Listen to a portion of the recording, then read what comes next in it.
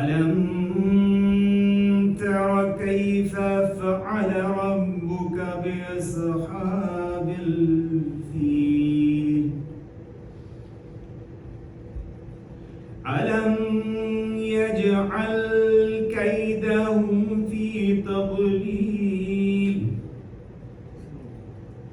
وأرسل عليهم طيرا أبابيل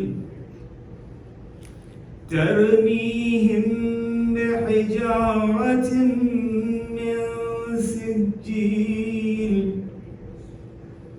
فجعلهم